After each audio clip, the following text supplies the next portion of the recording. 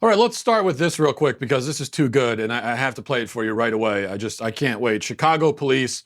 Well, they're going to spend the next year probably embarrassing Jussie Smollett with releases and leaks and information about the case, and it will be and has been a well-deserved public shaming.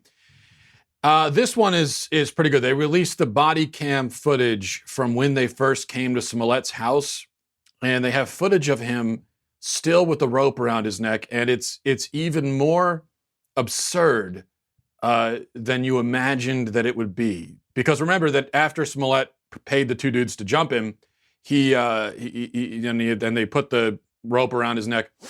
He kept the rope on like it was a necklace and just went home and waited for the cops to arrive with the rope still on. So here's Smollett with the rope. Any weapons or anything inside the apartment? Okay. So I explained to them how you were going to get something in, and the reason I'm calling because. Okay. You want to take it off or anything? Yeah, I do. I just want to see it. There's a bleach on me. Bleach on me. Okay. You're filming us, right? Yeah, this is all being. If you want, if it's in his house, They're filming you. you're being audio and Like audio. I guess when I mean, they didn't know when they were walking into the house. Okay, so can we turn it off? yeah, you're giving us permission to shut it off. So that's something else, and that's one thing you notice about that rope is that it's a glistening white, brand new rope. This wasn't, you imagine a couple of racist rednecks if they were attacking people with a rope, they would grab some old dirty rope from the shed or something. This is a rope that obviously someone just picked up from the hardware store, like a half hour before, which is exactly what happened. But anyway, I tell you, now here's the interesting thing about that video. That video proves conclusively that it was a hoax. Now, we already knew that it was a hoax, obviously. But if you didn't know, if there was any doubt in your mind, well, you could put that doubt to rest because there is no way that two racist dudes would attack a guy who's wearing a sweater like that. Did you see that sweater? Because the racist dudes would assume that a guy wearing that sweater has to be white, even if he doesn't look white. I mean, there's got to be a white guy. There's no way a non-white guy would wear a sweater like that. Now, I'm not making fun of the sweater. I like the sweater personally, but case in point, right? I'm one of the whitest dudes you'll ever meet. And I have very white taste. I mean, I love corny, ugly sweaters. So that's just the whitest sweater I've ever seen. And I'm thinking that as soon as cops laid eyes on that sweater, they said, this is fake. No way. No way. You wear a sweater like that, you're not getting attacked by racists. Just not happening. All right. Now, a lot to talk about, including Bernie Sanders just unveiled his plan to give free college to everyone and to erase student debt, free college. I mean, this guy is Santa Claus, just giving out free stuff to everyone. We'll talk about that in a minute. But first, a quick word from Genucel. Do you wish that, the double chin and all that would just disappear? Well, newsflash, ladies and gentlemen, people look at your jawline and it tells your age, like the rings of a tree. It gives away your age. Here's Robin from Lubbock, Texas. I put Genucel jawline cream on my neck 2 or 3 days ago. This is the best my neck has looked in 20 years. People told me my face looks young. I'm blown away. Using MDL technology and Chamonix's proprietary base, Genucel's brand new jawline treatment specifically targets the delicate skin around the neck and jaw for tight, healthy, younger-looking skin. You can see results right before your eyes, or you get 100% of your money back, no questions asked. You either like it and it works, or you get your money back, but I don't think you're going to want your money back because this thing's going to work. Order now, and the classic Genucel for bags and puffiness is free with your order. And to start seeing results in 12 hours or less, Genucel Immediate Effects is also yours free. So you're getting a ton of stuff. No double chin, no turkey neck, no sagging jawline, because no one needs to know your age. Go to Genucel.com. That's Genucel.com. Enter Matt25 at checkout. Get your 2 free gifts, free express shipping. Go to Genucel.com. Enter Matt25 at checkout. That's Genucel.com. All right. So yesterday, Bernie Sanders unveiled a plan to cancel all student debt. Cancel it. Just get rid of it. Like it never happened. Magical, just like that. Here's from CNN. It says the new legislation would cancel $1.6 trillion of student loan, undergraduate, and graduate debt for approximately 45 million people. His ambitious plan, that's one way of putting it, has no eligibility limitations and will be paid for with a new tax on Wall Street speculation. The proposal goes further than the plan previously unveiled by his Democratic primary rival, Senator Elizabeth Warren. Her debt relief package was subject to income eligibility levels to determine how much relief the average person would receive. Under the Sanders plan, if you have student debt of any kind, it would be canceled the second the legislation is signed into law. So if you are, a rich doctor, your debt is getting canceled, just the same way that it would if you were, working at McDonald's, because the degree didn't exactly do for you what you thought it would do. Either way, it's being treated the same. And this is the competition that we're going to see now between the socialists and the Democratic Party, which is basically all of them at this point, whether they're professed socialists or not. The competition is someone offers free stuff and then someone else says, oh, you know what? I'll see that and I'll give you more free stuff. And then the next person, but I'll give you even more free stuff. And there's going to be a debate. We're going to have 2 debates this week, Democratic debates, I think on NBC tomorrow night and Thursday. And that's really what the entire debate is going to be. My opponent says that he's going to give you free stuff, but I actually will give you that free stuff and also more free stuff. And that's going to be the whole argument. Now, if you think he's actually going to pay for all of this with a tax on Wall Street, you are stupid. No offense. Keep in mind that he wants to forgive student debt and make college free for everyone. So there's $1.6 trillion of student debt still outstanding in this country. Sanders wants to pay for that by taxing Wall Street. He says he's going to raise $2.2 trillion in 10 years. But then he also wants to make college free for everyone forever. Well, that only leaves $600 billion to make college free for everyone forever. And it's going to cost a hell of a lot more than $600 billion. Now, $600 billion is a lot of money, but it's going to cost a lot more than that. He can't just wave his wand and make college free for everyone. These colleges are staffed by people, administrators, professors, janitors, coaches, etc. These colleges have utility needs, maintenance needs. Many of them have huge stadiums to maintain. You got the dorms. I mean, just there are hundreds of expenses, thousands of expenses.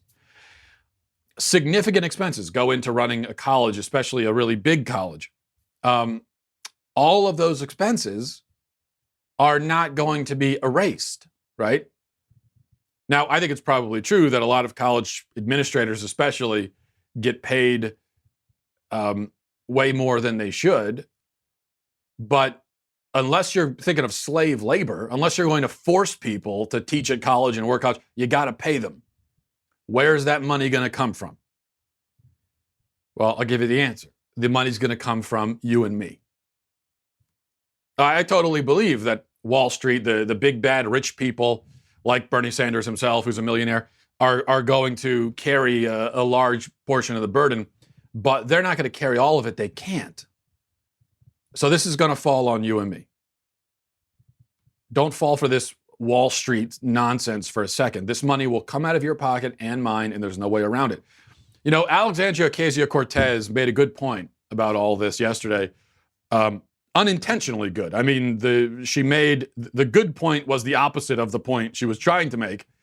But here she is yesterday talking about free college. Watch this.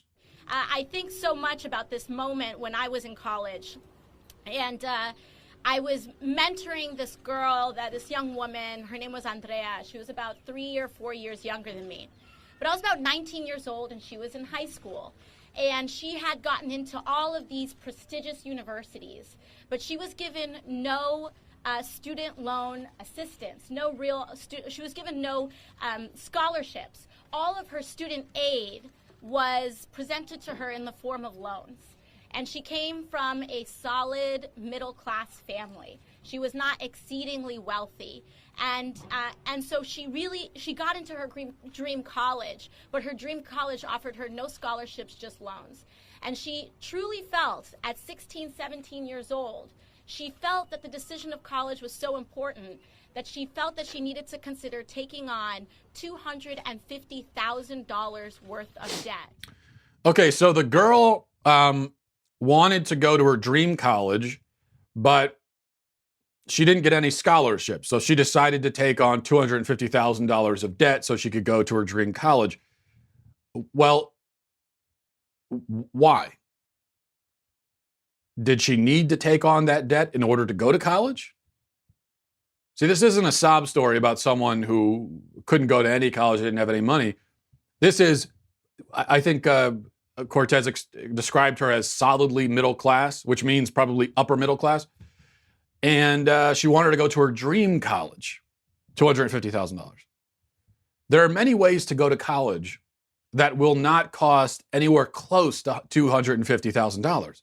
You could go to a community college for 2 years, transfer to a state school, and you could do it for much, much, much, much less than $250,000. She took on that debt because she wanted specifically to go to her dream school. But here's the thing. Your dream version of anything, dream school, dream car, dream house, dream vacation, is going to be extremely expensive. That's why it's a dream. Most people never have their dream anything. Most people go their whole lives and they never have their dream version of any particular thing. Most people, if they ever go on their dream vacation, they do it when they're retired and they have less expenses and they've saved up, and that's when they do their dream thing. My dream bottle of bourbon cost $2,000 on the secondary market. I'm probably not ever going to buy that bottle of bourbon. I'm never going to spend $2,000 on a bottle of bourbon. So it remains a dream. It's just something that I can lay my head on my pillow at night and fall asleep dreaming of that bourbon. That's why, again, we call it a dream. So for most people, in fact, everyone, here's the thing. We all have our dream thing, right? Our dream house, dream vacation, dream whatever. Anyone could have their dream thing if they had the money for it. That's the situation we're all in. But most people, what they do is they realize they don't have the money for it, and so they don't buy that thing. If you buy your dream thing, even though you didn't have the money for it, that's your fault. That's wasteful and honestly selfish, and that's on you. It's not on anybody else. There are worse sob stories than the one that Cortez shared with us. People who are crushed by hundreds of thousands of dollars of debt. People who are crushed by debt, or maybe not hundreds of thousands. Generally, if you're crushed by hundreds of thousands, this isn't the case for everyone, but if you want to become a doctor, go to medical school. Well, it's not about going to your dream school. It's just you want to be a doctor. We do need doctors, and you're going to take on hundreds of thousands of dollars of debt. And I agree, that's too much. That's crazy. So I do feel for people in that position. But there are a lot of people that they want to go to that really expensive college, not because they have any particular career in mind, but just because it's prestigious. Maybe that's where their rich friends are going. They want to be able to tell people they went there. They just want the experience of it. I mean, that's why a lot of people spend that kind of money on college. And so that's a sob story that just really doesn't do it for me. Here's the problem with this student loan forgiveness stuff. The real victims are going to be the people who made responsible choices. Those are the real victims. And we'll talk about that in a moment. But first, I want to tell you that today's podcast is brought to you by Vincero watches. No matter what you consider your style to be, a quality classic wristwatch is something that I think every man needs. There are situations where you just need that. You need to class it up a bit, and you need that watch. There are always going to be occasions where you want to look sharp, you want to impress, and just wearing a computer on your wrist, like an Apple Watch, that's not going to impress anyone. We're partnering with Vincero, so you can get a truly stunning watch at an even more impressive price. Exclusively for our listeners, Vincero is offering an extra 15% off their exceptionally crafted watches. Go to vincerowatches.com/Walsh and use code Walsh to save an extra 15%. That's VINCERO watches.com/Walsh, and I can't even pronounce my own name, and code Walsh for 15% off. This is our first time working with the guys over at Vincero, and they were nice enough to send me one of their watches, which I'm wearing right now, which I wear a lot, very proudly. And I'm wearing the Chrono S Matte Gray. I've been wearing it all the time. People are always complimenting it. Vincero strives to be the best value in their industry, and I believe they are. You're not going to find better made watches for this good of a price anywhere else. This is it. This is where you got to go. Head to Vincero's website right now, and you can read all of the 5-stars, over 15,000 5-star reviews, which prove the point. As I said, I'm wearing the Chrono S Matte Gray, but Vincero has dozens of watches to choose from. I picked my top 5, which you can go to the website, and if you go to vincerowatches.com/Walsh, you can see my picks, and you can use that code for 15% off. These watches already look way more expensive than they are, which means when you use your 50% off, you're getting one hell of a deal. Go to VINCERO watches.com/Walsh and code Walsh for 15% off. Okay, so the real victims here, the real victims of loan forgiveness are the responsible people who made the sacrifices to actually pay back their loans, people who've spent, $100,000 over the last 20 years paying back those loans, paying them on time, being responsible, or people like myself who didn't go to college at all because we couldn't afford it, and instead we chose a different path in life. We made sacrifices and we struggled and we made something of ourselves in spite of that. And to now just come in and erase all of that debt, and especially to do it by using our money, well, that is incredibly unjust and immoral. And I'll tell you something. If you're going to do that, I want reparations, okay? I'm lining up. Everyone's lining up for reparations. I'm lining up. I want my reparations. As I said, I didn't go to college because I couldn't afford it. I've been paying off my wife's loans for the last 8 years, okay? Me as the person who doesn't have the college degree, I'm supporting a family of 5, paying for a house, paying for 2 cars, paying for my wife's loans as well. I want financial compensation for that. I want compensation for all of the money that I've been spending on my wife's loans. I want compensation for that. And I want compensation because for foregoing a college degree. I couldn't afford it. I didn't go. If it was free at the time, then maybe I would have went. And so I want compensation for that. We could talk about what the compensation might be, but look, as I've told the story before, from the ages of about 20 to 27, I was extremely broke. And especially from 20 to 25, and then 25 to 27 was a little bit less broke, but still pretty broke. I had to make a lot of sacrifices during that time. And it took me a long time to get to the place where I am now. Well, maybe if I'd gone to college because it was free, I wouldn't have been as broke during those times. So I want some of that money. The money that I could have made had I gone to college, had it been free at the time, or had I known that that I wouldn't have to pay the loans because they would just forgive them. I want that money. I want a check is what I want. That's only fair, right? You can't erase the debt of some 23-year-old who just got out of college and paid almost nothing towards it, while leaving those of us who have been paying it off for a decade or more in the lurch. You can't do that. We're out a ton of money, right? And so what then? We're just out of luck? Too bad? I'm fine with that attitude. Don't get me wrong. I know you could say, well, too bad. You're out of luck. It was your responsibility. You paid it back. You made choices. Sorry. That's life. That's my point. If that's your answer to me, I agree. That's exactly, yes. Agreed. But then that has to be the message to everybody, not just to me, not just to the people who've put $100,000 back into their loans, which is way more than they ever took out over 20 years. You can't just say to them, oh, you're out of luck. Hey, that's life. If that's the message to them, fine, but it's the message to everybody, including the 23-year-old who just got out of college, hasn't made any sacrifices yet, hasn't done anything. That's the thing. It's hard for me to feel sorry for someone in that position. You haven't done anything with your life yet. You haven't made the sacrifices that the rest of us have made. I feel a lot more sorry for the people who've actually paid it back and are out all that money, and now you're going to turn around and say, never mind, you didn't have to pay a dime, so you wasted all of that? No, if you do that, then you're creating real victims.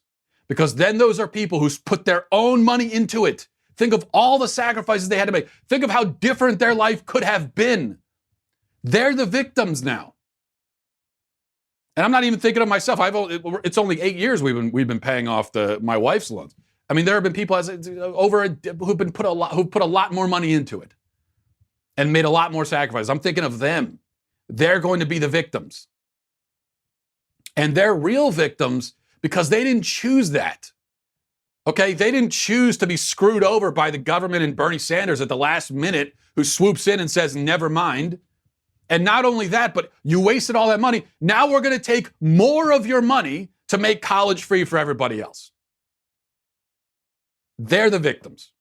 If you took out a loan and agreed and signed on the dotted line, you are not a victim. You agreed to it. Now, I agree. It's way too much money. It's ridiculous. These colleges are fleecing people. The banks are fleecing people. I agree with all of that, but it's the reality remains you still signed on the dotted line. You didn't have to. And there are a lot of people out there who, the reason why, again, there are exceptions. If you're a doctor or something like that, that's different. But there are a lot of people with just exorbitant debt who took on that debt for no reason other than they just thought it'd be cool to go to, they wanted to go to the nicest college so they could simply say that they went to the nicest college, so they could brag about the nice college they went to, and they could be in the party scene, and they could be, have the best version of anything. It was just total selfishness. There are a lot of people in that position. We don't want to talk about those people. We want to pretend they don't exist. We have to cry tears, for all of these people. There are a lot of people who just made selfish, ridiculous decisions. They could have gone, the reality is, and I keep saying it again, with some exceptions, for a lot of people, there are tons of people where you really didn't need to go to college at all. And there are a lot of jobs where you just don't need it. But then there's a whole big category of jobs where, okay, you do need the degree, even if it's sort of an artificial need, where the companies have sort of decided arbitrarily that we want to see that you have a degree, even though you don't really need the degree in order to do the job capably. But there are a lot of jobs in that category. And the jobs in that category, it doesn't really matter where you got the degree from. You could have gotten it from anywhere. They just want to see that you have the degree. That's all they care about.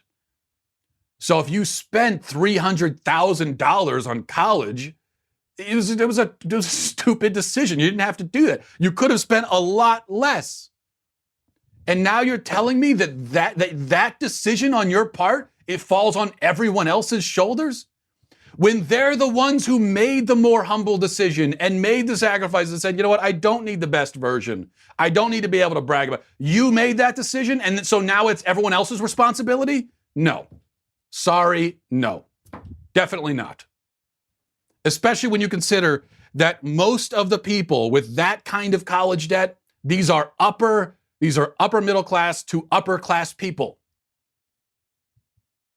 Okay, there aren't a lot of, some exceptions, there aren't a lot of poor people out there with $250,000 of college debt. There aren't many in that category. Most of the people in that category are well off and come from well-off families. And now they're whining. I'm sorry.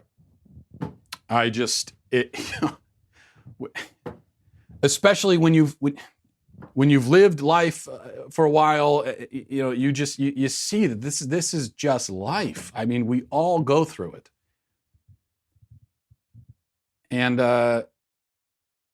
now you want me to cry for you? No. I'm sorry, I can't. I could be sympathetic if you were dealing with your financial struggles with dignity and not demanding that the government bail you out and not trying to steal money from other people through the government in order to solve your problems. If you weren't doing that and you were just dealing with the problem and struggling silently with dignity, then I have a ton of sympathy. I have a ton of sympathy for people in that position. But it's when you try to steal, when you ask Big Daddy government to bail you out, my sympathy just drains at that point. It's gone. It evaporates. All right, let's look at this. So this woman who accused Trump of rape, E. Jean Carroll, I already explained yesterday why I doubt her story. I think the story is literally unbelievable, and I think she's just not a credible person, or she doesn't seem credible anyway, for a number of reasons. One of those reasons is that she appears to be disturbed, and I mean that sincerely. It's not an insult or anything. I don't mean it as a joke. I mean, I think this woman has something wrong with her mentally. And to prove my point, watch this. Victim. You don't feel like a victim? I was not thrown on the ground and ravished. Which the word rape carries so many sexual connotations. This was not sexual. It hurt. It just. Well, I think most people think of rape as it is a violent assault. It is not. I think most people think of rape as being sexy. Let's take a short break. Think of the fantasies. We're just going to take a quick break. If you can stick around, we'll talk more on the other side. You're fascinating to talk to. No additional commentary needed there. This woman is just not right in the head. That's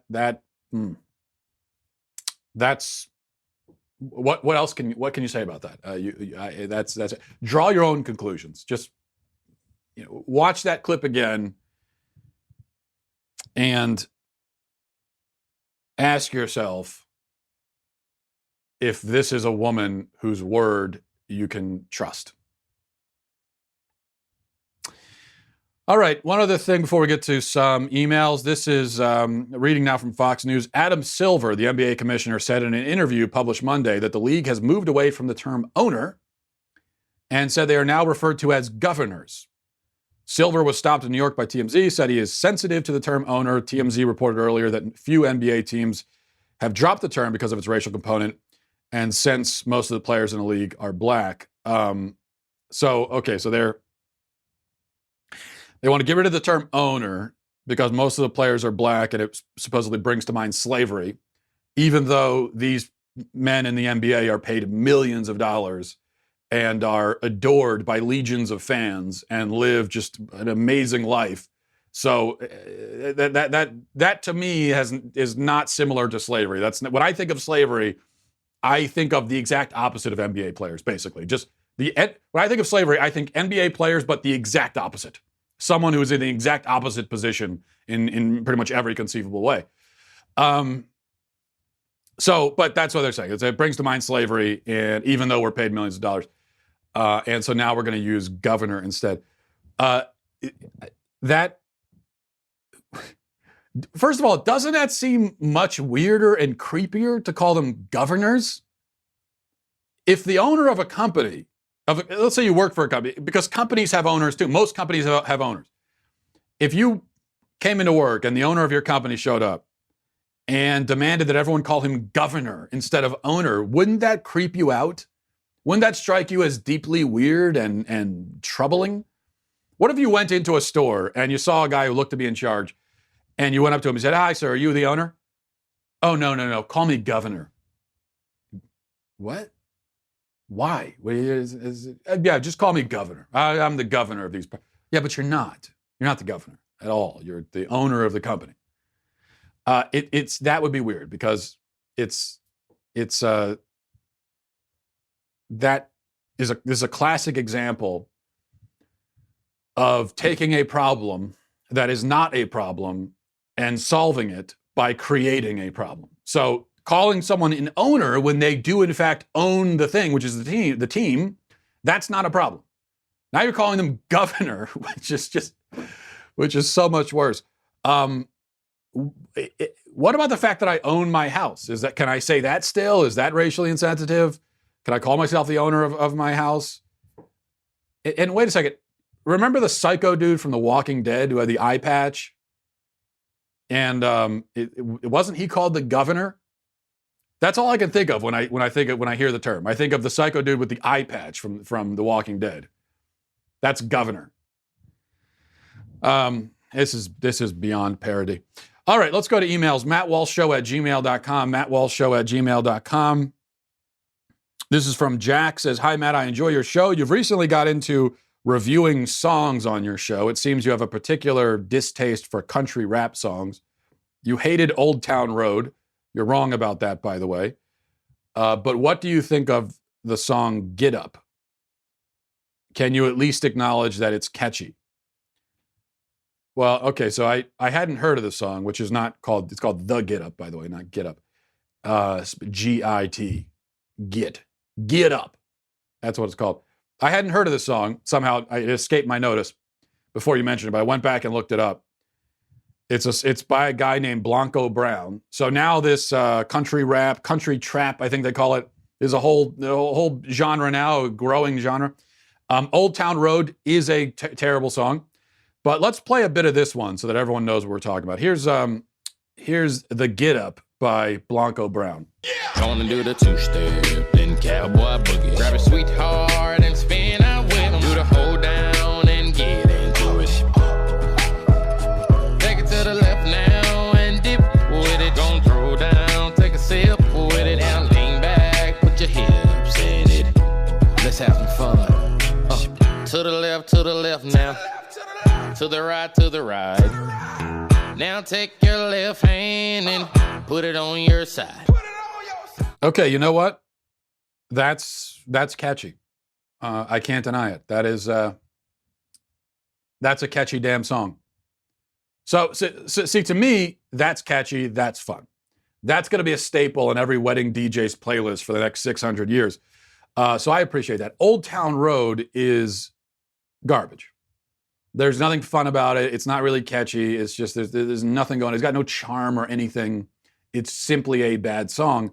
Whereas this is, it's kind of dumb, right?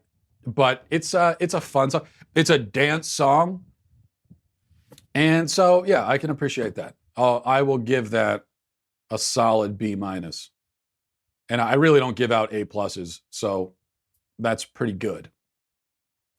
I mean, that's so good that it almost makes me want to dance. Unfortunately, when I dance, I look like a praying mantis having a seizure, so I won't.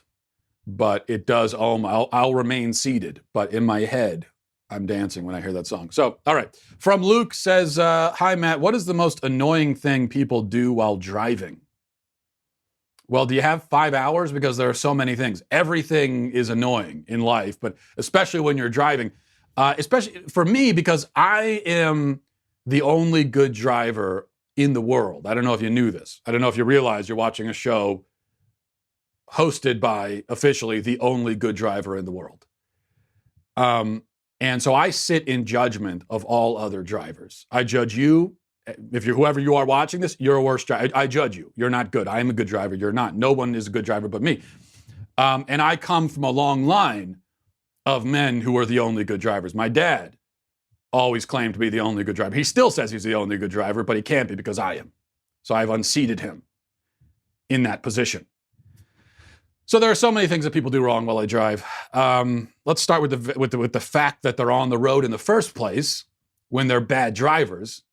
The road, when I expect that when I get out on the highway, I'm going to have the highway to myself because I'm the only one who's capable of doing it, as I have discovered. I'm clearly the only one who knows how to do this, so the rest of you should stay home, ride a bike or something. You could dig holes, maybe dig an elaborate series of tunnels, like you could be like moles or something going from place to place. How about that? Just stay out of the way so that I can drive. I know what I'm doing.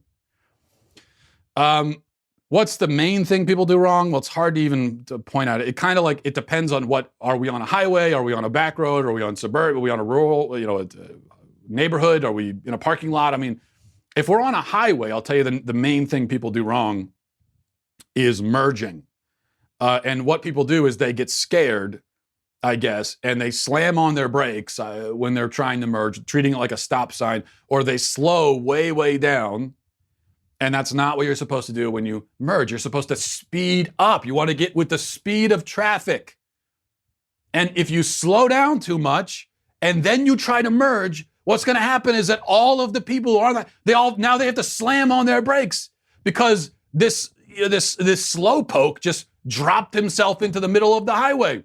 If everyone's going 70 miles an hour and you merge going 30, you're going to kill people. Speed up to merge. If you don't know how to do this, then stay. That's all I'm saying. If you don't know how to do it, then stay home. It's real simple. They need to put this stuff on the driving test. That's what I don't know how the driving test works now, I guess, but here's how and tell me if it's changed. The way it worked for me is we went around in a circle a couple of times. We ran around like a few cones, and then we parallel parked. And for me, for the driving test, the parallel parking was the star attraction. It was the main thing. It's the main way people failed their test. How stupid is that? You could go now, it's true that most people don't know how to parallel park, and that's a problem. And again, I'm the best parallel parker. But I could do it in 3 turns, no problem. But you could go your whole life and never parallel park. You can avoid parallel parking if you're bad at it. Even if you live in the city, you could probably get away with avoiding it. Well, maybe not in that case, but most people can go their whole life and never parallel park, but or at least not have to parallel park in a really tight space. A lot of people can avoid that. Merging onto the highway, though, that's something that a lot of people do every day, multiple times a day. So why doesn't the driving test involve stuff like that? Things that actually are a crucial part of everyday driving, and things that, by the way, if you do wrong, you could kill someone. If you parallel park wrong, you're just going to bump someone's fender. But if you do these other things wrong, someone could die. And so that's why that stuff should be on the driving test. Although, again, everybody in the world should fail their driving tests except for me. All right, this is from, let's see. This is from Sarah. Says, I was never a mother myself, but I've been watching a step-grandchild quite often. She's 5 months old now, and I feel guilty when her only issue clearly is exhaustion and she won't fall asleep. Is it okay to let her cry it out? I feel like someone who has raised multiples can answer this question better than most. God bless you. A lot of interesting questions today. I'm like a lot of random questions that have nothing to do with anything. And I say that and I appreciate that, by the way. I mean that. Yeah, crying it out. I think a problem with parenting these days is that, first of all, everything is controversial. Everything you do as a parent, there's going to be someone who says it's abusive and terrible. You're an awful parent. So you'll whatever you do, you'll be judged for it. And we're always like coming up with labels and terms and strategies and things. Are you a this kind of parent or that kind of parent? Do you cry it out or not cry? Cry it out. We call it the cry it out method. It's not a method. It's not a type of parenting. It's nothing special. It's a very simple thing, which is if you put a baby down to bed and he starts crying, well, you're going to go check on the baby, make sure that everything's okay, that he's safe, and does he need to be changed? Is he hungry? You'll make sure that all his needs are met, that he's safe, that everything's fine. But if he keeps crying, which sometimes babies will do, even though all their needs are met, everything's fine, they're crying because they're tired. Babies will cry when they're tired. And then because babies are babies, they don't understand that when you cry, now you're just keeping yourself awake. You're exacerbating the problem, so just stop crying and then you could fall asleep. And in that situation, then yeah, I think you just let the baby alone for a few minutes, let the baby cry, and he'll usually pass out and go to sleep in a few minutes. That's the cry it out method. It boggles my mind that there are people. So my answer to you, Sarah, is I see nothing wrong with it. There are people out there say, oh, you could never do that. Never let him go. What? So you never let the baby cry in his crib ever? What? So every time he cries, even if all his needs are, you just go and get him up. Every time. You won't even let him cry for 20 seconds? That's crazy to me. I mean, how could you function as a human being that way? And if you do that, your baby's never going to learn to sleep. There are a lot. I'll tell you something. We've had 3 kids so far. We got 4th on the way. We did do multiples. We had twins. We got 2 infants at one time. So we've been through it. And with all of our kids, and it's only 3 so far, but they've all been pretty good sleepers. And they all sleep through the night, and like we get them to the point where they're sleeping through the night in a few months. And you hear from these parents that their kids are like 1.5, 2 years old. They're still waking up in the middle of the night. They don't sleep. We don't have that problem. And I think one of the reasons is that this is the method we use, which is kids crying. We meet their needs. If their needs are met and they're safe, we let them cry. Not for 6 hours, but just for a little bit until they fall asleep. And usually they will, and they learn to sleep. And so we have kids who sleep. It's amazing. It's great. Well, I think a lot of parents, they end up with kids who never learn how to sleep because you never give them a chance. So yes, I am an advocate for the cry it out method. And I know that by saying that, I have just invited hundreds of emails from people horrified. You let your child cry. How could you do that? I never let my child cry for 1 minute. No, he'll be traumatized. Your child will remember. When your child is 30 years old, he'll remember the time when he was 2 months old and crying and you never came. He'll be in therapy talking about it. You monster. Those are the emails I'm going to get. All right. So I can't read anymore. Every email I've read so far has just set me off on a deranged rant. So I think I need to stop reading them before I have a heart attack live on camera, which would be interesting and probably would get a lot of views. Maybe I should consider that, but not today. So we'll leave it there. Thanks for watching, everybody. Godspeed.